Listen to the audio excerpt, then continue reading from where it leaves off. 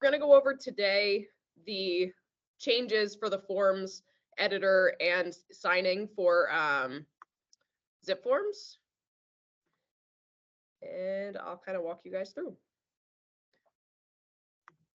So if you can't see my screen, somebody come off of mute and let me know, but you should be able to see it now. So Zipforms is the signing platform that Coldwell Banker provides. This is the screen it takes you to when you first get into Zipforms. So I'm not going to go over the basics of Zipforms because this is more about the changes that have happened. So there's a new form editor and a new signing platform. We don't know necessarily if the old one is going away or if it's just going to be both going forward, but it's not a bad idea to know what you're kind of working with. So home is here. I will say, so if you click forms here, it'll give you the old form option. Nope. Is that right? Refresh your screen. Yeah, it does look a little bit different. Old form option or the new form editor. So the new form editor is what we're going to be working with. So I'm actually going to start a transaction and just kind of walk us through a buyer transaction just because there's more things in that than there are for a listing. So you hit new transaction. We're going to go new purchase offer. Type in a name here, residential. Also, I want to note this MLS Connect here just to make sure that everybody knows what it is. So I pulled an MLS number to kind of help us walk through this. So if you are writing an offer and you has an MLS number, as most of them will, obviously, if you type that in here, this will actually pull in most of the property information for you so that you don't have to type it all in. Pulls in the front photo. This is a house I showed this morning, so we're just going with it. So use listing, it'll pull that information in. And then if you have a template set up, that should pull that in as well. You hit save, it'll load.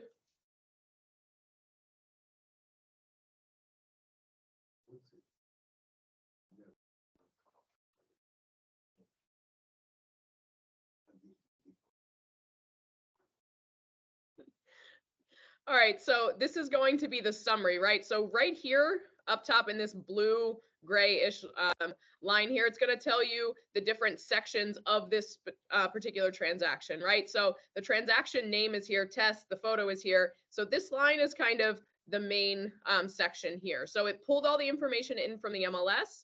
If next thing you want to do is kind of go in line here, right? So you're going to go to parties. So it will have pulled in your information because it's your transaction, and then the listing information from the transaction or from the MLS listing. So you already have that in there.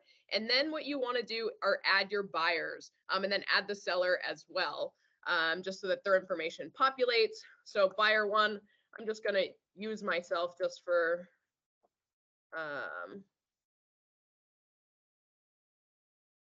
the ease of this. All right, so the only thing you really need, first name, last name, and email. Obviously, if you have their street address, that's going to pull into some, like the buyer agency form, it'll pull in to the agreement of sale as well. You should input that information. I'm just going to leave it blank for the time being. Hit save. Then you'll be listed as buyer one. If you have another buyer, you do the same exact thing. So I'll put myself,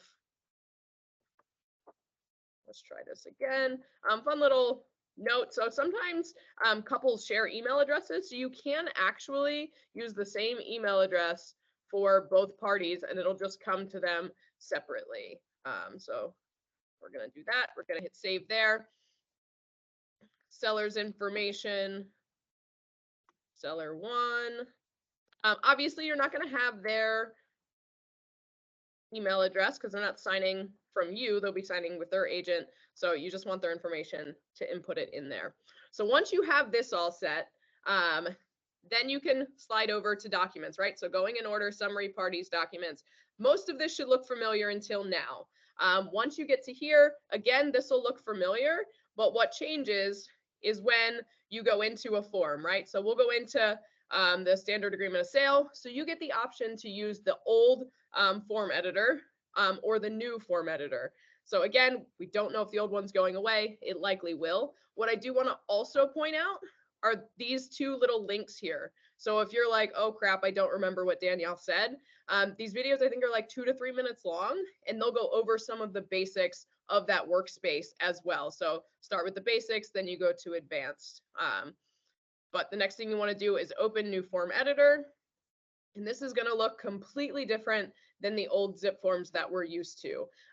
So what you have is a workspace. That's what they've deemed this, a workspace. So this is where you come in, you edit your documents, right? So as of right now, I clicked on the agreement of sale, and that's the only thing in here. If you want to edit all of your forms together, everything from your transaction is going to be down here in this section at the bottom corner here. So you want to add that consumer notice in, then that populates up here. So the top part shows what forms are in your workspace. The bottom are available forms to be added to your workspace, right? So we'll do wire fraud.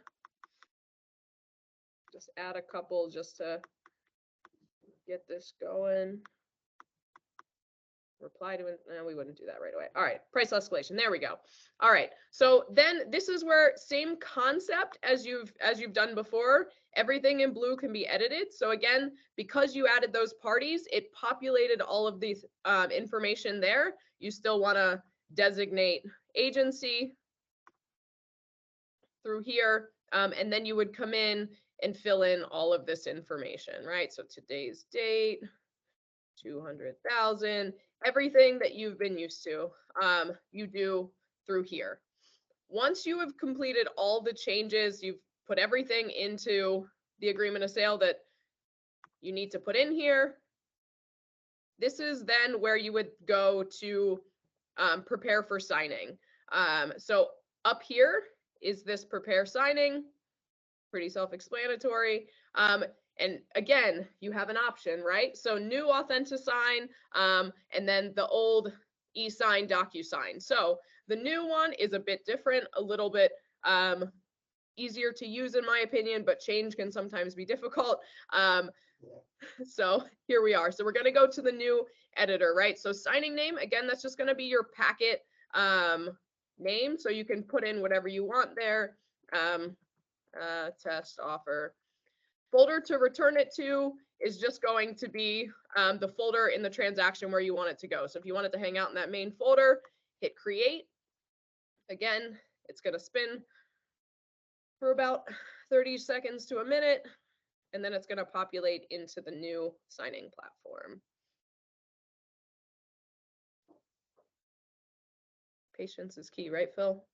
Yeah, got it. Why are you putting it in that folder? So it'll go back. So once the signing is complete, it's saying, hey, what do you want us to do with these documents when the signing is complete? So it's going back into that main folder. Yes, that's where you want it kept. All right, so this is the screen that you're going to come to. And next you need to add your participants to sign, right? So depending on the documents that are in here, you'll typically add from transaction.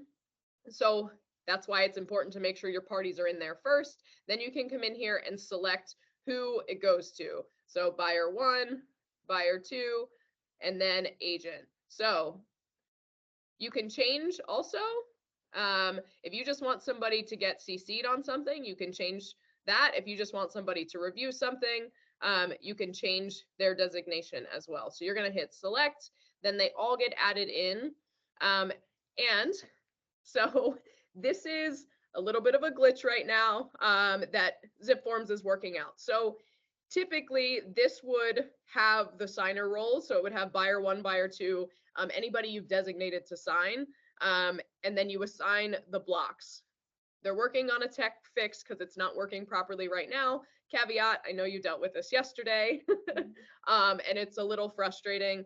I debated postponing this training so that it would be working properly, but it was literally, we just had to go with it. So when you hit assign blocks, typically what is supposed to happen here is that it'll assign your buyer's initials and signatures everywhere that it's supposed to go in all of these PAR forms. But sometimes technology doesn't work how it's supposed to. So we're going to go through and do the workaround, little more work on your end, but ultimately when this is fixed, everything will populate where it belongs and it'll just be basically ready to go once you're in this screen. So docs, again, it's going to show you exactly what you have in here. If you're like, oh crap, I forgot to add whatever, you can go ahead and do that by clicking add doc or form. Tools are where you're going to then be placing the initials, the signatures. If you need to put a text box in there, for some reason you forgot to write a clause at the end of the agreement of sale, something of that nature, you can do that. So how we do this up here is showing you who's signing, right? And it'll have the designation beside or right next to it. So buyer one, right? So we're going to go over here, drag and drop those initials. Because it's going to be, we added the party. So the initials, Phil asked how the initials got in there. So we added the party to the transaction. So then it just knows the name, and that's how it formulates the initials.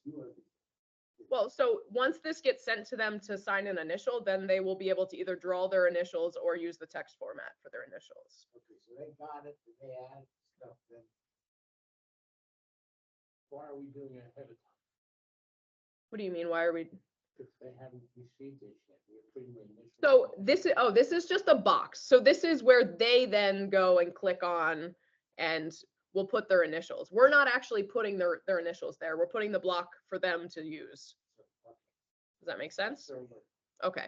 All right. So something else to note here. So required versus not required.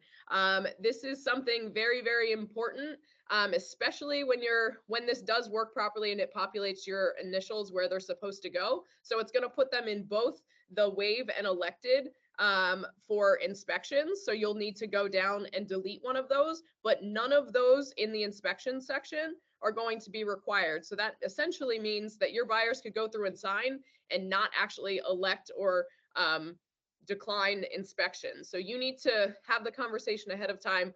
What inspections do you want? And you need to have their initials labeled as required, because if you turn it off, they don't have to do that to complete their transaction. So it'll just make your life a bit easier as long as you make sure that it is required. Time saver for when you have to actually place these initials. So control, this will not work for Macs. This will work for PCs. So Control C, Control V, right? So if you hit Control C on your keyboard, next place you click, Control V, it's your copy and paste function, basically. So property disclosures, because they're a PDF that you have to upload into the program, they're never going to autofill these initials and signatures. So when you're going down through the pages, you can Control C to copy, Control V to paste. If that's too much, just drag and drop. No issues there. Just wanted to share that with you. So buyer one initial, then we'll go to buyer two. So you're going to do this for each page if they don't auto-populate. Scroll down again, each page. We'll just go to the end so we can do the signature. Ooh, a little bit too far. All right, so then same concept here. Pull the sign over. Change to the next buyer. And again, it'll have that little red required when it's required to do something. Just to show you some of the other functions. So text box, so you click text box, you click wherever you want to write something, right? So buyer willing to extend settlement by 30 days if seller requires, right? I mean, we're seeing a lot of seller must find suitable housing. I would probably use a little bit more detailed language for that, but for the sake of not writing a paragraph, we'll go with that. Then it just shows up here in the document. And then you just keep scrolling. It goes to your next documents. Again, I wish this was working properly because these signatures would already be here, right? So you would just scroll, make sure everything's where it needs to be. As the list agent, or the buyer's agent, put information there. It automatically puts the date as well. I know that some things require your date. So anytime somebody initials or signs there, it'll have that. It'll pull into these as well. The date for signatures, yes. Automatic for signatures, not for initials, but for signatures, yes. All right, so, and then you have these other options as well. So something that I thought was really cool, auto date. So for instance, if you have a lead-based paint disclosure, you have to fill out that bottom portion where it asks for the date of the agreement. You just auto date and it'll put, you see how that populated when I hit auto date? So auto date's over here. You can drag and drop, and then it goes wherever it needs to go. Also, same thing for that lead-based paint. So full name, you can just drag and drop. This is going to look a little silly because it's literally me for all of these things, but you know what I'm saying? So you can drag and drop this over instead of typing in a name or writing it out and then uploading it. So the old editor did not have those functions. You could type it out, but it didn't. Same thing, email address, it can automatically add their email address. You can freehand draw something. I don't suggest you do that. Anyway, all right, so moving on, you hit next at the top right. Once you're done, once all the signatures and initials are where they need to be, this is going to be what pops up for you. So this is basically saying, like, it'll give people from today, which is March 6th to April 5th to sign this, right? We're writing an offer. That's not going to be necessary. So you can just say, okay, well, this is going to expire, you know, tomorrow if they don't sign. You can also give them a reminder. I wish this would be broken down into hours, right? Like if they don't sign in 2 hours, hey, make sure you sign this, but it's not. So once you do that, you can either hit send, then it's an automatic generated email, or you can customize the invites, right? So if there's something that you need to specifically say to any one of the people signing, you can type those messages in here. And then you would hit save, and then you hit send. So when you hit send, that first person in your list, so the signing order, the first person is going to get the email first, same concept as the old system. And then once they hit finish and sign an initial, then it goes to the next person. Once they're done, then the following, and so forth. Still using the same one email. Husband and wife. Well, if they, so Bob, if they have the same email, that's okay. If they have separate emails, send it to their separate emails. So if you see what I'm saying? I'm just saying, so it allows you, with people that don't have multiple emails, to use the same email for two parties. But if they have separate emails, send it to their separate emails. Either or, it doesn't matter so much. So that was a very condensed, I mean, it's a run through. The idea of this is that, you know, I hit the basics. Are there any questions to how to do something, where something is?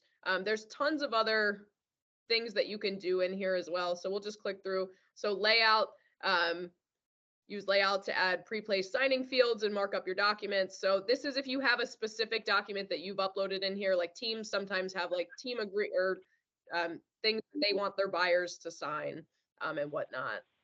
And then go down to options. So you can change things here. But the main things you're going to be looking at are signers, docs, and tools. Anybody on Teams have any specific questions that we can go through? Danielle, it's Yeah. Marina. Hey. I thought when I went into this before, and if you go under the signers thing, I thought you had to elect to set signing order. Otherwise, I thought it went to everybody at once. I had an issue when this first rolled out with it shooting to everybody. So I thought you had to do that. Did they change that you don't have to click that over anymore, or? So I'm not sure. I honestly, I don't know the answers to that. It's not a Okay. bad idea to do that. I haven't been hitting that, and I've always told my clients it comes to people in order, and they haven't Yeah. told me otherwise. So Okay. I mean, Maybe it's not it a was bad just idea. a glitch. Yeah, it's not a bad idea to do it. But I don't know that it's required at this point. Okay, thank you. Sure.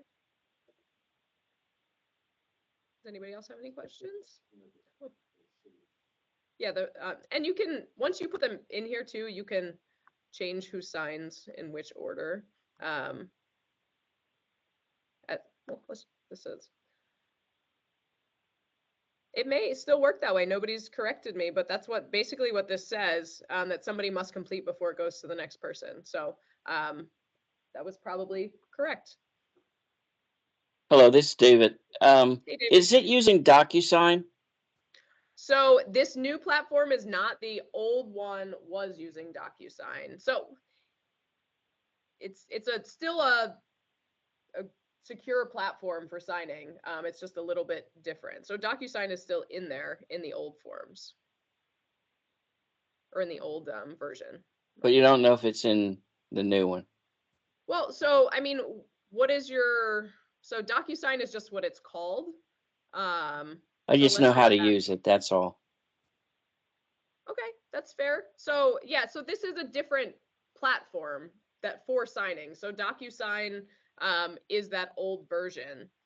This is just a different authenticated signing Okay, and platform. you can set this up that it will place all of the fields where you want them, so you don't have to set them up every time when that is working? So you actually, once Zipforms works through whatever bug they're having, it'll automatically do that. You don't have to set it up that way. It'll automatically pull the initials and signatures in where they need to go. So if you would be scrolling down, your buyer's initials would be under buyer's initials, just like Okay. DocuSign has been set up. It's just they're having a tech glitch right now. So another question, say, Yeah. say you want to change the contract after you're going back and forth and you want to change the contract. Can you load this back in to 100%. Zipforms to use it? Yep. So we'll just save that. Let me show you. So yeah, so because if you elect that it goes back to your main folder, it's going to go back to your main folder. So let me just go back in and I will.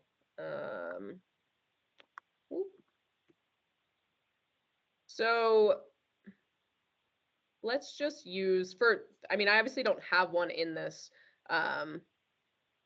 section, but so let's just use this form. So we'll go to eSign here, and then I'll show you how to edit. Because there is like a section. So if you go to tools here, if you hit line, you can cross something out, right? So this is when you would typically, so you would cross that out, put a text box, and then you would update the price or whatever you needed to do. So essentially, yes, you can upload a form, strike a line through it, and then put the new price there and have everybody initial. One thing I will say is that the text box itself has a white background. So don't, for instance, if you have 200,000 in your agreement of sale, don't just come in and plop the 205 right over top, because then it's going to look like that was automatically in there to begin with. So use the red line to strike out and then add the new number next to it. Does that make sense? Thank you. Sure. Does anybody else have any questions we can go over? And I guess I'll just show you how to add so if you want to add a document, so obviously for agreement of sale or for writing an offer, you would have to download the property disclosure and upload that. So you just hit add document right here and then browse for document. And that's how you, then you just find it wherever you saved it on your laptop and pull it in that way. And then it'll pull in as a PDF. So it'll look like this. And then you just basically, you drag and drop like we went over previously. And again, I know that we're kind of rushing through some of this stuff. So these two training videos are very good information for basics. I am recording this, like I said, so I will send this out, but we're going on a half hour. So if you're looking for a quick answer, you probably don't want to hear me ramble for 30 minutes. But these are like 2 to 3 minute videos that you can check out that go through the basics as well. Any other questions, comments? issues you're having with it, aside from it not pulling the initials and signatures in where they're supposed to be currently? No? So I used to use that when I was going to email. Mhm. whatever, Yeah. I used that. Okay. My biggest question. Okay, Phil's got a question. No, it's not a question. Okay. It's not working right. Why the hell they put it in there? Well, it was working right, and then a tech glitch happened. So technology is great until it doesn't work properly. We all know that. So they will get it back up to work how it's supposed to. And when that happens, I'll send an email out to everybody. But if nobody has anything else, quick and simple training, about 30 minutes. I'll send the recording out. And if you have any specific questions you want to go through with me, I'm happy to do that as well. Thanks for jumping on, everybody. Happy Monday.